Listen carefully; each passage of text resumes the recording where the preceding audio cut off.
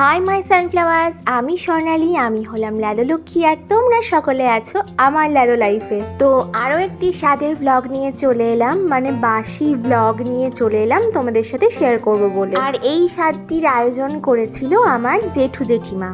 মানে 7 মাসের স্বাদ হবার পর আমি চলে গেছিলাম আমার নিজের বাড়িতে ডোমকলে আমার মায়ের থেকে 9 মাসের স্বাদ গ্রহণ করার জন্য। কিন্তু আমাদের বাড়িতে স্বাদের কোনো রিচুয়ালস নেই, সেই জন্য স্বাদের কোনো রিচুয়ালসই হয়নি, শুধু খাওয়া দাওয়াটুকু হয়েছে। মানে স্বাদের খাওয়া দাওয়ার স্বাদ পূরণটুকু আমার মা করেছে, আমার জেঠিমাও করেছে।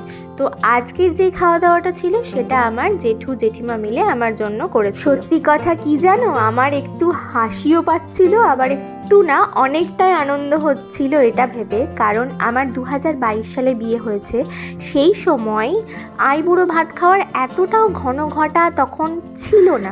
মানে আমি পেয়েছিলাম, আমাকে আমার এক দিদা খাইয়েছিলেন, আর আমার এই জেঠিমাই আমাকে আইবুড়ো ভাত খাইয়েছিল। কিন্তু সেই সময় অত সাজগোজ মানে জাঁকজমকপূর্ণ ওই রকম সেজেগুজে খাওয়ার ধুমটা ছিল না আর কি। তো এইবার প্রেগনেন্ট হওয়ার পর আমি অনেকবার স্বাদ খেয়েছি। মানে বিয়ের আগে আইবুড়ো ভাত পাইনি, খাইনি তো কি হয়েছে, ঠাকুর আমার জন্য স্বাদ রেখেছিল, খাবার দাবারের স্বাদ পূরণটা তো আমার হয়েছে।